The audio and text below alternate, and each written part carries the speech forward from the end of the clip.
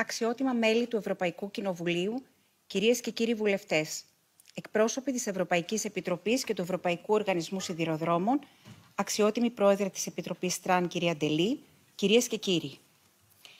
Βρίσκομαι σήμερα ενώπιόν σας να μιλήσω για ένα διανόητο σιδηροδρομικό έγκλημα.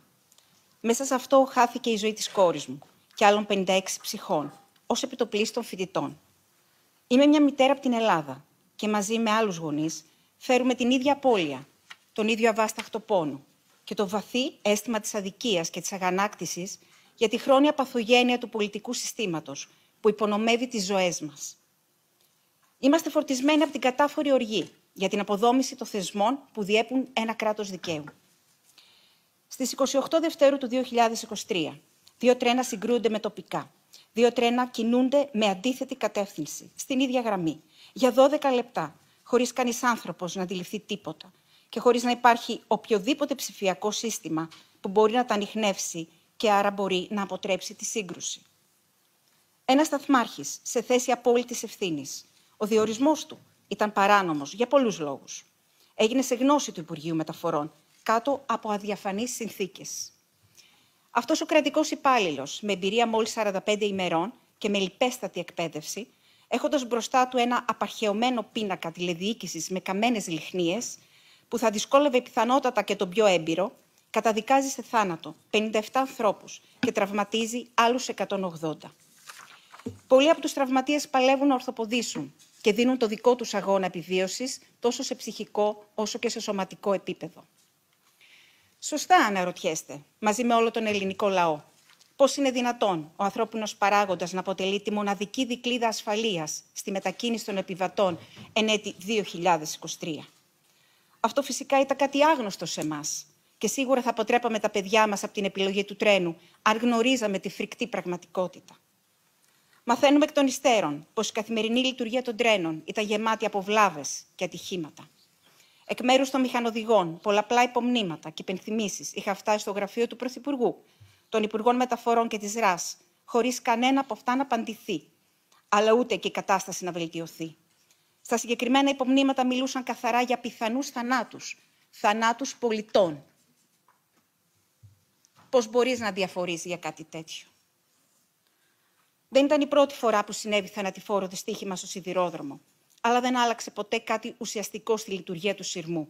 Μετά από τέτοια δυστυχήματα, το Υπουργείο Μεταφορών όφιλε, σε συμμόρφωση προς την Ευρωπαϊκή Οδηγία που έγινε νόμος του κράτους το 2019, να επισπεύσει τη θέσπιση των εθνικών κανόνων που παρανόμως δεν είχαν θεσπιστεί και μάλιστα με επαυξημένη ασφάλεια. Ουδέποτε το έπραξε αυτό το Υπουργείο, ούτε καν μετά το δυστύχημα των τεμπών. Στις κακοσυντηρημένες γραμμές κυκλοφορίας αναγκάζονται μέχρι σήμερα τα τρένα να αλλάζουν συνεχώς γραμμές κυκλοφορίας λόγω τοπικών βλαβών. Μέχρι αυτή τη στιγμή που σας μιλώ, η άνοδος γίνεται κάθοδος και το αντίστροφο, ενώ τρένα κινούνται σε αντίθετες κατευθύνσεις. Μέχρι αυτή τη στιγμή που σας μιλώ, επικρατούν τυφλές συνθήκες κίνησης, αφού ούτε σηματοδότηση υπάρχει, ούτε έλεγχος κυκλοφορίας. Έχουν κατά τύχη και τελευταία στιγμή αποφευχθεί κι άλλες μετοπικές συγκρούσεις κατά τη χρονιά που διανύουμε. Μιλάμε για έναν εξαιρετικά μεγάλο και υπαρκτό κίνδυνο μετακίνησης των επιβατών. Οι άνθρωποι μας και εμείς μαζί γίναμε θύματα μιας σκόπιμης παραπλάνησης. Οι διαχειριστές της ζωής και των ευρωπαϊκών κονδυλίων αποφάσισαν ότι οι πολίτες μπορούν να θυσιάζονται στο βωμό της υποτιθέμενης βελτίωσης. Μιας βελτίωσης που δεν βίωσε ο τόπος μας σε κανένα επίπεδο την τελευταία δεκαετία. Ακούγαμε για τεράστια ποσά που δαπανώνται για το σιδηρόδρομο. Από το 2014 η Ευρωπαϊκή Ένωση έχει χρηματοδοτήσει με 700 εκατομμύρια το σιδηρόδρομο. Ακούσαμε για ευρωπαϊκού τύπου αναβαθμίσεις, με στόχο πάντα το σεβασμό και την ασφάλεια του πολίτη. Ψέματα, ανήθικα και ξεδιάντροπα ψέματα. Μέσα στο κοινοβούλιο, στις ομιλίες, στις συνεντεύξεις, στην τηλεόραση, παντού. Τραγική ηρωνία, μια μέρα μετά την τραγωδία των τεμπών, στις 1 Μαρτίου του 2023, ο Πρωθυπουργός της χώρας μας είχε προγραμματίσει να παρευρεθεί στα εγγένεια του Κέντρου Τηλεδιοίκησης και Σηματοδότησης του Σιδηροδρομικού Δικτύου Βορείου Ελλάδος για το νέο σύστημα τηλεδιοίκησης. Στην πραγματικότητα δεν υπήρχε κανένα σύστημα τηλεδιοίκησης για να εγγενιαστεί. Επρόκειτο για μία ακόμα κοροϊδία. Στη γραμμή Αθήνα-Θεσσαλονίκη δεν λειτουργούν συστήματα ασφαλείας. Δεν υπάρχουν φωτοσύματα, δεν υπάρχουν ενδείξεις, ούτε έλεγχος κυκλοφορίας. Όλα είναι χειροκίνητα. Αυτά έπρεπε να είχαν ολοκληρωθεί από το 2020. Η σύμβαση είχε αρχικό προϋπολογισμό 41 εκατομμύρια. Έλαβε 7 αδικαιολόγητες παρατάσεις που κατέληξαν σε τριπλασιασμό του κόστους του έργου και ακόμα δεν έχει παραδοθεί. Δεν έλειψαν οι προσφυγές και οι ενστάσεις στη δικαιοσύνη από εταιρείες που δεν επικράτησαν στους διαγωνισμούς. Οι ανάδοχες πάντως εταιρείες αντιμετώπισαν πλήστες τεχνικές δυσκολίες που δεν είχαν προβλέψει. Μάλιστα, μετά τις υπογραφές ανάληψης του έργου, ζητούσαν συχνά συμπληρωματικές συμβάσεις χωρίς να χαρακτηρίζονται ανακόλουθες, χωρίς καμία ποινή. Αξίωναν και λάμβαναν μπόνους ανικανότητας. Για παράδειγμα, το 2021 επιβλήθηκε πρόστιμο 1,3 εκατομμύρια ευρώ, γιατί η μία από τις δύο εταιρείες της κοινοπραξίας τοποθετούσε διαφορετικό και μη πιστοποιημένο σύστημα σε αντίθεση με την άλλη, με αποτέλεσμα να μην επικοινωνούν μεταξύ τους τα δύο συστήματα. Έτσι υποχρεώθηκαν να το ξυλώσουν και να αρχίσουν από την αρχή να τοποθετούν το σωστό, το οποίο δεν έχει ακόμα ολοκληρωθεί. Ακολούθως, η εταιρεία ζήτησε για τα λάθη που έκανε η ίδια σε 70 σημεία του δικτύου και για τα οποία έλαβε το πρόστιμο, αδικαιολόγητη αποζημίωση, απαιτώντας το συνολικό ποσό των 2,8 εκατομμυρίων ευρώ περίπου. Με απόφαση του πρώην Υπουργού Μεταφορών και οι 7 ενστάσεις έγιναν δεκτές, καθώς και η αποζημίωση των 2,8 εκατομμυρίων ευρώ. Με ποια λογική? Κάπως έτσι μπορούμε να φανταστούμε όλοι μας πώς χάθηκαν 700 εκατομμύρια και ο σιδηρόδρομος παραμένει σε αυτή την τραγική κατάσταση, η οποία ομοιάζει με συνθήκες λειτουργίας σιδηροδρόμου προ 20 ετίας τουλάχιστον.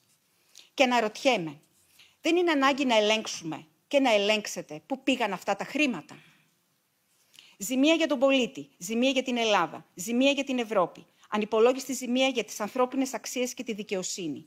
Πρωθυπουργός και υπουργοί είχαν το αποκλειστικό δικαίωμα αξιοποίησης αυτών των κονδυλίων. Χρήματα φορολογουμένων, Ελλήνων και Ευρωπαίων. Δεν έχει γίνει όμως κανένας έλεγχος για το πού κατέληξαν αυτά τα χρήματα και αν κατέληξαν ορθώς. Δεν έγινε καμία έρευνα για τυχόν παράνομο πλουτισμό. Δεν είναι καμία έρευνα για ζημία δημοσίου. Ο σιδηρόδρομος πουλήθηκε. Ή για να το θέσω ορθά, χαρίστηκε στους Ιταλούς. Στο συμβόλαιο αγοράς όμως παρουσιάζεται μια σημαντική επένδυση ύψους 800 εκατομμυρίων, που όφυλαν να πραγματοποιήσουν οι αγοραστές για αναβάθμιση του δικτύου. Αρκούσε το Υπουργείο Μεταφορών να ολοκληρώσει τα συστήματα ασφαλείας. Το ποσό αυτό θα ενίσχυε σημαντικά το παρατημένο σιδηροδρομικό σύστημα και θα βελτίωνε τις συνθήκες λειτουργίας του. Εν ολίγης, θα είχαμε τα παιδιά μας στο σπίτι και ένα σημαντικά αναβαθμισμένο σιδηρόδρομο. Ο πρώην Υπουργός όμως αποφάσισε να μην προβεί στην εκπλήρωση της υποχρέωσης. Ο πρώην Υπουργός αδιαφόρησε για το κύριο ζητούμενο και αναφέρε το δικαίωμα της μαζικής μεταφοράς των πολιτών, που είναι η ασφάλεια. Χάρισε λοιπόν στον αγοραστή το εν λόγω ποσό, μετατρέποντας τελικά την πώληση των ελληνικών σιδηροδρόμων από μια αμφίβολη κίνηση σε ένα μοναδικό σκάνδαλο παγκοσμίως. Έτσι οδηγηθήκαμε στο αναμενόμενο τραγικό δυστύχημα του Φεβρουαρίου του 2023, που για τους παραναφερθέντες λόγους χαρακτηρίζεται από την κοινωνία ως έγκλημα. Η τραγικότητα των γεγονότων όμως δεν τελειώνει εδώ. Το επιβατικό τρένο συγκρούστηκε με ένα εμπορικό. Η εμπορική αιμαξοστοιχεία από τα μέχρι τώρα στοιχεία μετέφερε έφλεκτες ύλες μη δηλωμένες και επομένως παράνομες. Με τη σύγκρουση αυτές προκάλεσαν τεράστια έκρηξη, ανάφλεξη και κατέκαψαν αρκετούς ζωντανούς τραυματίες. Μιλάμε για έφλεκτες παράνομες ουσίες με βεβαιότητα, καθώς παρά τις ταχύτατες και άμεσες προσπάθειες συγκάλυψης έχουμε άφθονα αποδεικτικά στοιχεία. Σχεδόν αμέσως μετά τη σύγκρουση και εντός ολίγων ωρών, χωρίς να έχει ολοκληρωθεί η πλήρης και εντελεχή συλλογή των σωρών, ξεκίνησε η αδικαιολόγητη μετακίνηση χωμάτων από το σημείο της τραγωδίας σε παρακείμενες περιοχές. Τα χώματα που περιείχαν υπολείμματα των βία νεκρών παιδιών μας και υπολείμματα παράνομων ουσιών σκορπίστηκαν με απόλυτη βιασύνη σε διαφορετικές περιοχές. Άγνωστες και αδήλωτες περιοχές φιλοξενούν μέλη των αγαπημένων μας αυτή τη στιγμή που βρίσκομαι μπροστά σας, ένα χρόνο μετά. Σύντομα και μάλιστα στις αρχές της δεύτερης μέρας τοποθετήθηκε καινούριο χώμα στην περιοχή και καλύφθηκε κατά μήκος με άσφαλτο. Παραβιάστηκε κατάφορα το πρωτόκολλο αντιμετώπισης τέτοιων καταστάσεων. Από τις πρώτες ώρες, μαζί με τα φορτηγά απομάκρυνσης των χωμάτων, κόσμος ελεύθερα κινούνταν και όχι μόνο στο χώρο του δυστυχήματος. Όλες οι οδηγίες μπαζώματος που έγιναν με σκοπό να αποκρύψουν και να καταστρέψουν σημαντικά στοιχεία δικογραφίας δόθηκαν σύμφωνα με δημόσια παραδοχή σε συνεντεύξεις από τον Πρωθυπουργό. Η όλη επιχείρηση ονομάστηκε επιχειρησιακό σχέδιο. Σε ένα κράτος δικαίου είναι επιτρεπτό να γίνει τέτοια παρέμβαση, σφετερισμός από την εκτελεστική εξουσία? Σε ένα δημοκρατικό κράτος θα διαφορούσε τόσο απροκάλυπτα για τη μη τήρηση των πρωτοκόλων και των νόμων η δικαστική εξουσία? Βέβαια, σε ένα κράτος δικαίου και σε μια δημοκρατική κοινωνία δεν θα διορίζονταν οι ανώτατοι δικαστικοί από την εκάστοτε κυβέρνηση, όπως συμβαίνει δυστυχώς στην Ελλάδα εδώ και δεκαετίες. Σε ένα κράτος δικαίου είναι δυνατόν να μην παρουσιαστούν, έστω για να δώσουν εξηγήσεις, αξιωματούχοι που εμπλέκονται σε μια υπόθεση με τόσους θανάτους εξαιτίας της κρατικής ανευθυνότητας. Στη χώρα μας, ωστόσο, οι άνθρωποι στις υψηλότερες θέσεις ευθύνης αρνούνται και αποφεύγουν την ευθύνη, κρυμμένοι στη βουλευτική ασυλία τους. Και όταν τα πράγματα ζορίσουν, αντεπιτίθεται με επιχειρήματα του τύπου «έχουν ξανασυμβεί εγκλήματα κατά των πολιτών με κυβερνητικές ευθύνες, χωρίς να αποδοθεί τιμωρία. Γιατί τώρα?» Τους φαίνεται λογικό και δίκαιο να συνεχίζει το σάπιο σύστημα να παραμένει σάπιο.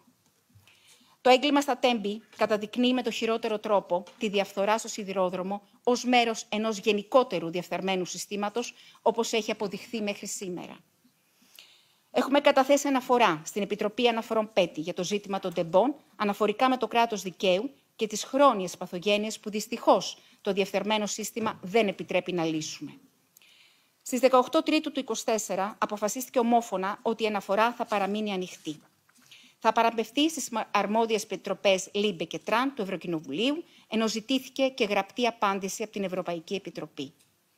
Κυρία Πρόεδρε της Επιτροπής ΤΡΑΝ, κυρία Ντελή, σας ζητάμε να αναλάβετε πρωτοβουλία, ώστε να εξετάσετε την αναφορά μας με τη μορφή του κατεπήγοντος σε δημόσια συνεδρίαση της Επιτροπής ΤΡΑΝ, που είναι αρμόδια για την ασφάλεια των ευρωπαϊκών σιδηροδρόμων πριν τη λήξη αυτής της κοινοβουλευτικής περίοδου.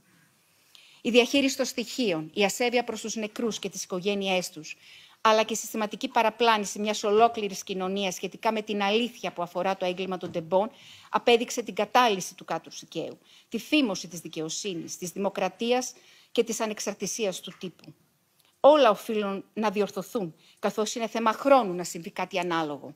Δυστυχώς, και τότε δεν θα υπάρχουν δικαιολογίες για κανέναν. Εμάς εδώ τους γονείς που βλέπετε, αλλά και εκείνους τους γονείς των οποίων τον πόνο και το δίκαιο εκπροσωπούμε σήμερα εδώ, μας κατηγορούν. Κατηγορούμαστε από πολιτικούς και δημοσιογράφους, επειδή ακουγόμαστε, επειδή επιζητούμε την αλήθεια και τη δικαίωση των νεκρών μας, επειδή αγαπάμε και υπερασπιζόμαστε τα παιδιά μας, είτε ζουν είτε είναι πεθαμένα, επειδή επιδιώκουμε και εργαζόμαστε για την αποκατάσταση της δικαιοσύνης στη χώρα μας.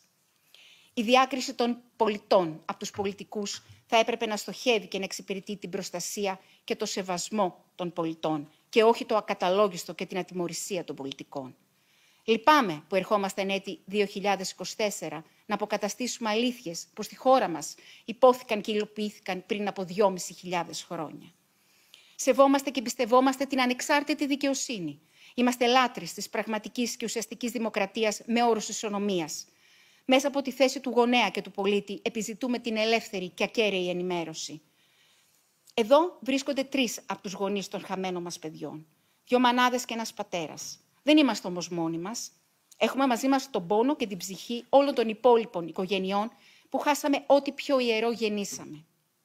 Είμαστε ακόμη και σχεδόν 1.400.000 πολίτες, όσοι κατάφεραν τελικά, παρά τον αλγόριθμο, να υπογράψουν το ψήφισμα για την τροποποίηση του νόμου περί ευθύνης υπουργών. Είμαστε σχεδόν όλη η κοινωνία. Είμαστε πλέον μία ομάδα, μία ελληνική ψυχή. Σας ευχαριστώ.